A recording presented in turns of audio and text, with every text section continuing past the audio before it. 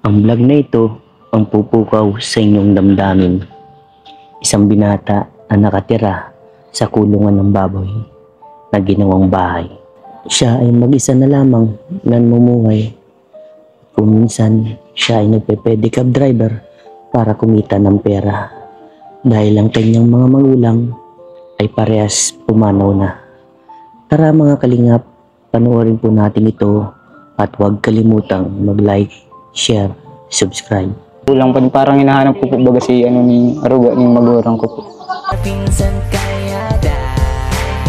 Hello mga kalingap, isang magandang hapon po sa inyong lahat. At yan, kung bago pa lang po kayo sa aking YouTube channel, ako po si Vincent Calyada. Paki-like and share po nitong video ito para mapalawak pa po natin ang pagtulong po sa mga taong nangangailangan. At huwag niyo pong kalimutan na pinutin po ang notification bell para lagi po kayong updated po sa mga bagong uploads.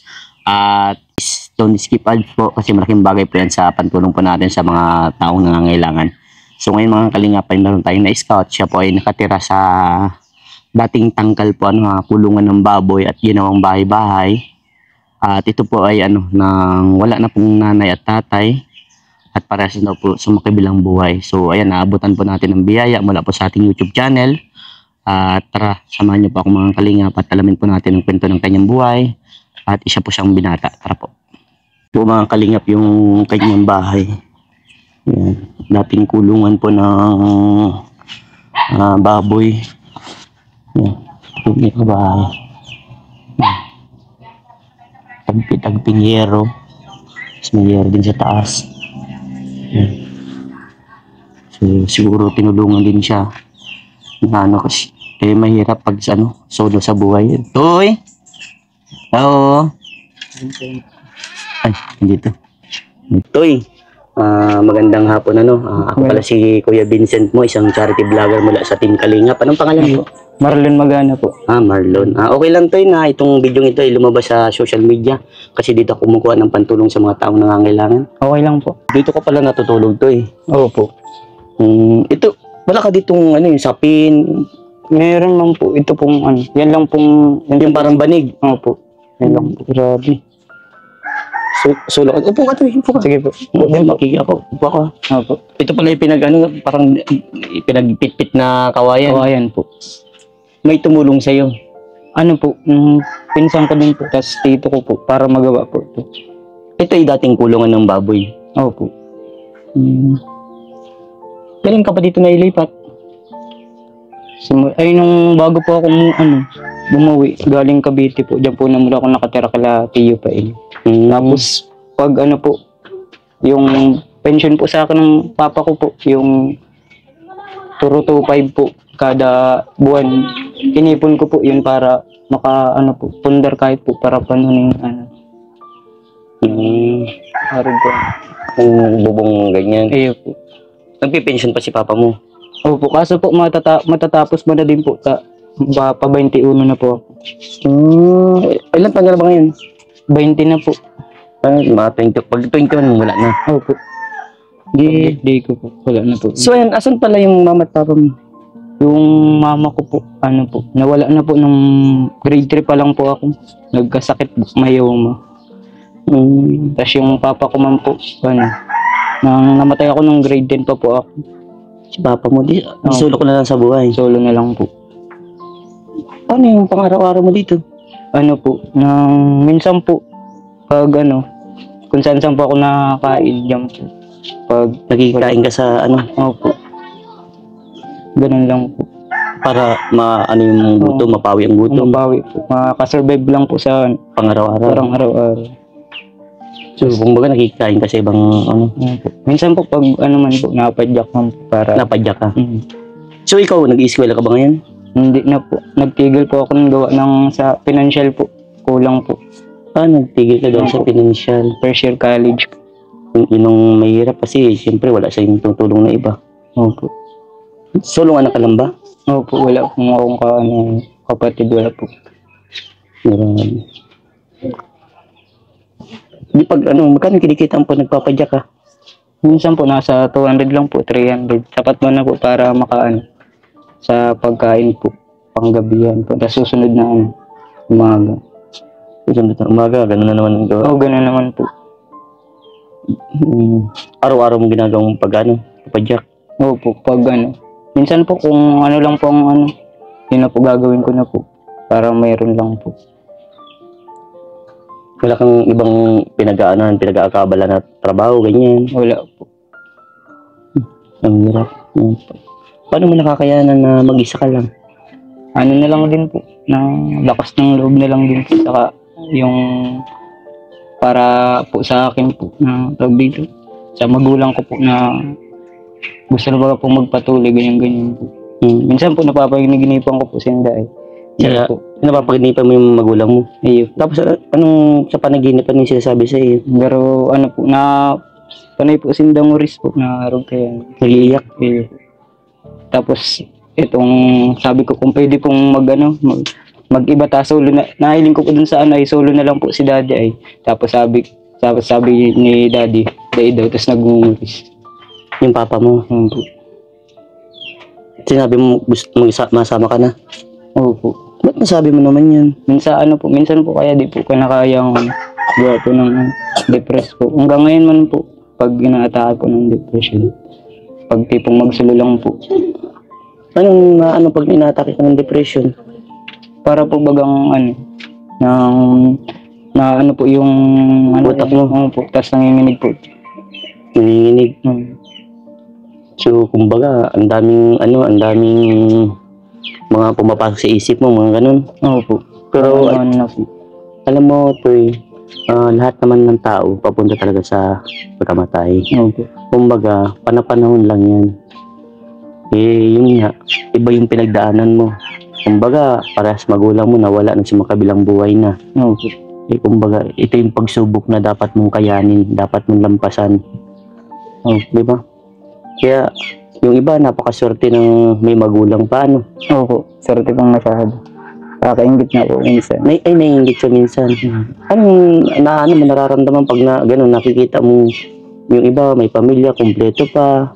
Para pong, ang ano po sa, dibdib po. Parang sa dibdib mo? Bigat po. Magdibat? Ganun yung nararamdaman mo na parang sabik ka din na andyan yung magulang mo, di ba? Opo. So, si papa mo, anong kinamatay? Ano po yun? Sa low blood po ata yun. Low blood? Low blood. So, napakahirap pala. Opo. Saka matanda man na po bagay, nasa 70 na po. Yung mamatay. Anong natututunan mo na ikaw ngayon ay mag-isa? Para pong pahalagan po bawat yung kunyari kung anong mayroong kapahalagahan. Tapos yun, kung anong sasabihin sa'yo ng iba, baliwalain mo lang. Kung sino nakakatulong sa'yo, i-observe mo sa sarili mo yung mga sinasabi nila, i-apply. Ba't parang nakikita ko sa mga mata mo, parang naluluha? Anong nararamdaman mo? Pwede ko bang malaman para kung sakali ma-advisean kita na dapat mong gawin? Ano ba yung gusto mong iparating? Gusto ko lang po dito parang makakaraos po sa mga araw-araw po. Yun lagang iniisip mo? Na gusto mo makaraos na sa pang-araw-araw? Opo. May time ba na hindi ka kumikita ng pera? Opo. Ginagawa mo? Paano naiisip mo pag ganun? Minsan po nga po, minsan pag minsan din na po nakakain ng at naiiyak naman po ako. Pero salamat po kala tita po at na po sa akin, na pinapakain po ako. Tatawagin po ako para magkain. Yun ang kagandahan talaga sa mga kamag-anak. Opo. So talagang tinatawag po makain na? Opo. Si tita po. Tita Sita po. Pero may time na hindi ka nakakain din? Opo. At may gawa na ako naiiyak. Naiiyak ka? So, alam mo yung sinabi mo na yung sinabi mong pahalagahan, tama yun. Huwag kang makinig sa ibang tao na puro negatibo ang binibigay sa iyo. Yun nga po natutunan ko po. Yun ang magpapabagsak sa iyo pag nakinig ka sa mga negatibo. Kung isipin mo at mahalin mo yung mga tao nasa paligid mo na minamahal ka. Sila kasi yung tutulong sa iyo, may angat ka. Sa yung totoo po talagang may ano sa akin. May pagkapahalaga kumbaga. Opo. So, ako yung nahihirapan sa sitwasyon mo na mag-isa ka lang. Paano mo pinakaya yun? Ano na lang po talaga. Di minsan nga po, di ko na po alam talaga kung paano po baga. Hindi mo alam paano gagawin, paano mo gagambanan yung pag mag-isa. Opo. Ano yung ginagawa mong dahilan? Ano yung kinukuha mo? Kumbaga, ano yung inaano mo, pinagkukunan mo ng lakas na nakakayanan mo maski mag-isa ka lang? Ano po, gawa nun po sa magulang ko po na gusto nilang ano ako makapagtapos. Yun man nga po pang pangarap ko po baga. Yun, opo, hanggat ano po, talagang kinakaya ko po para sa kala daddy din po. Sa magulang mo? Opo. Gagawin lahat. Pero sa ngayon, paano mo may magagawa yung hindi ka enroll dahil sa, sa financial? Paano yun? Paano mo yun gagawin? Yung maitupad yung pangarap na yun? Ano na lang po, ang nasa isip ko po ngayon para po mapagpatuloy yung pag-aaral po ay ma-diskarte po ako sa sideline po kahit ano pong trabaho. Yun. Yun ang number one. Tama yun po na mag-diskarte ka.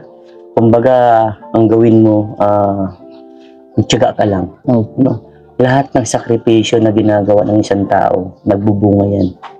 Yan ang gawin, laging mindset mo to. Opo. Magpursige ka, tuparin mo yung pangako mo sa magulang mo. Opo. At magiging proud din sa iyo. Kahit ngayon, proud din sa iyo. Kasi kakaiba ka sa ibang mga kasing edad mo. Yung ibang kasing edad mo, buti sila, may pamilya, may uuwian, may kakainan, masarap ang tulog. Pero ikaw, nakapahirap. Gaya nga po nung pag bagong taon po kaya Christmas, nag-ano na po, kanya-kanya po kaming uwi. Tapos ako ay kahit ba inuwian man ako dati ay parang kulang pa rin. Kulang pa rin. Parang hinahanap ko po baga si ni aruga ng magulang ko po. Kung hinahanap yung aruga ng magulang mo. Po. Bigla na lang po ng Rismin Santa na ano ko po. Ba't nasabi mo bigla ka na iyan? Na ano ko po yung pag sa akin ng papa ko po. Kung paano po ako palakihin. Naalala mo? Opo, sobrang bait po. Ano yung bagay na naalala mo kay papa mo? Ano po, matyaga po. Tapos talagang lahat gagawin po sa akin. Lahat gagawin. Yung mga bagay na naalala mo kahit sa nanay mo? Opo. Ba't parang naiiyak ka? Ako naiiyak na ako sa'yo. Naalala ko lang po. Naalala mo? Opo. Grabe ba magmahal sa'yo ang magulang mo? Opo, sobra po. Ano masasabi mo sa mga kapwa mong kabataan na pwede mong mabigyan ng advice para mahalin nila lalo ang kanilang magulang habang nabubuhay? Kung ano po, kung habang nabubuhay pa yung magulang nila, pakinggan po nila yung sinasabi sa kanila at para sa kanila din po yung balang araw. Yun po. Kumbaga, dapat kasi sa mga katulad ninyo, sa atin, tayong mga anak, habang nabubuhay ang magulang, dapat iparamdam natin kung gaano sila kahalaga. Dahil kung walang magulang, wala tayo. Wala. Pakita natin ang pagmamahal, maisabi natin ang mahal ko kayo, mama at papa. Opo. Maisabi mo ba yun, na nabubuhay pa yung magulang? Ako po kasi yung dati yung tao po bagang hindi po nasabi pero minsan ano po, sa gawa lang po, yung parang pinayakap. Ganun. Okay yun. Nakita mo yung pagyakap. Doon pa lang, maramdam nila yung pagmamahal. No. Yung nawala yung magulang mo, nagsisi ka ba na hindi mo lang naisabi yung mahal na mahal kita, mahal na mahal ni mama? Sobrang sisi ko po. Dati po talaga, yung kabataan ko po, pasaway po baga ako. Di ako nasunod, mga ganyan. Pero nung na-realize ko sa sarili ko na ganun pala. Dapat pala ginawa ko to yung ganyan. Yung naniwala po ako dun sa nasa uli ang pagsisisi. Pero kung sakaling nakikita ka ng magulang mo, ano yung sasabihin mo ngayon sa magulang mo? Ano po? Kay mama at papa mo? Gusto ko lang po mapanatag sila po na kahit ganito po ay kinakaya ko man po. Wag po silang mag-alala sa akin. Ganun. Huwag mag-alala sa iyo. Sa kapat na bayan lang po nila ako palagi. Sa mga gagawin mo? Sa mga gagawin ko po. Tama ka. Magpursige ka lang. Gawin mo yung best mo para magtagumpay ka someday. Opo. Ano ba yung course mo kinukuha? BEd po.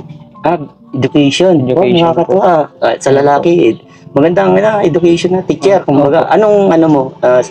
Major, secondary o primary? Primary po. Elementary. Opo. Wow. At kahit saan man po, baga, ang inano ko po nun, kahit saan po na barangay, may elementary po. Gusto Tapos mo. mas gusto po yung mga bata kung gaano. Para may turo mo yung dapat pagpapalaga sa magulang. Wow. Tama yan. So, ngayon, paano yung yung pagkain mo ngayon? Ikaw nagluluto ka ba ngayon o hindi? Minsan, diyan po ako nakakain po, kala tita po. Ang kala tita mo, dito ka kala tita. nakikikain. Opo, kala tita Sita po. Kumbaga sinasakop pa na nila. Opo. Pero may time, pag wala din silang kinita, wala din makakain, di ba? Tsaga lang talaga sa buhay. Opo. Pero okay ka naman dito sa bahay Okay man. dito. Wala ka namang mga kailangan dito.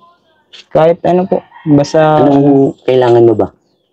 ano lang po, yung kahit parang ano po, itong electric pan po kaya masyadong Ay, sira na electric fan mo. medyo ano na po, Okay. hindi po Gusto masyadong mo karoon ka ng electric fan. Kahit ganyan din. Opo, kahit ganyan lang din. Kasi mainit nga dito. Mainit po Nagpapawisan masyado. ka nga din. Po. May tanong ako sa iyo. Kung okay lang ha. Sige lang. Anong bagay ang nagpapalungkot sa iyo? Pagiging ko pong yung parang mag-isa lang po. Yun talaga po, yun ang talaga. Pero ito yung ko sa iyo. Ito yung advice na dapat mong tandaan na wag ka dapat malungkot. Sige po. Lagi mong tatandaan, hindi ka nag-iisa. Kasama mo ang ating Panginoon. Opo. Yung tatandaan mo, kahit nag-iisa ka dyan, may kasama ka. Kasama mo ang ating Panginoon. Tandaan mo yun ha. Kasi hindi tayo niyang pababayaan. Siya yung gabay natin na tayo ililigtas sa kapahamakan, di ba? Yan ang tatandaan mo ha. Huwag mong iisipin na mag-isa ka. Kaya yun nangyari sa magulang mo. Parte ng buhay yun. Opo. Na lahat tayo malilisan sa mundong ibabaw. Kaya habang nabubuhay tayo, gumawa na tayo ng tama. Mga kabutihan dito sa mundong ibabaw. Para mawala man tayo, meron tayong iniwan na magandang legacy. Diba? Magandang alaala para sa mga taong nasa paligid. So, ayan, hayaan mo kapag merong biyaya, dadalhin ko dito. So, ngayon, pansamantala ang may bibigay ko sa iyo mula sa aking YouTube channel. Ang allowance mo ito. Sige po. Kita mo ito. Sige po. Thank you po. Yan. Thank you po. Yan. So, by the way, kilala mo naman ako, di ba? At yun, talagang pinuntahan kita kasi nga, nabalitaan ko ngayon nangyari sa magulang mo. Matagal na kasi nahanap kita kung saan ka nakatira. Ito pala yung bahay mo. Maraming salamat po, Kuya Vincent, at ginawa po kayo ng Panginoon na instrumento para po magbigay ng tulong po sa aming mga mahirap, mga ganito lang po. Tapos po, ang payo ko po sa mga kapwa ko po, mga gaya ko pong mga anak po, mga ganyan, lalo na po sa mga wala na pong magulang. Habang bigay niyo po yung best niyo, ipakita niyo po sa magulang niyo kung gaano po yung kamahal yung magulang. Tama. So, ayan, basta yung advice ko sa'yo ha. Opo. Hindi ka nag-iisa, okay? Opo. Yan. Salamat sa advice mo para sa mga kapwa na anak. Opo. Kasi malaking bagay yan. Marami din mga kabataan ang nanonood at nabibigyan ng inspirasyon kung paano mahalin ang magulang. Mag-iingat ka palagi. At hayaan mo kapag mayroong biyaya ay dadalhin ko dito. Isa sa nakita ko dito, ang kailangan mo dito, yung talagang sapin. Kasi kung parang balig lang, masakit yan sa likod pa rin. Kasi kawain ito eh. So, ayan mag-iingat ka Marlon. Salamat dahil na pinanlakan mo ako na ma-interview ka. Maraming salamat din. Okay, God bless bro. Thank you po. Sige.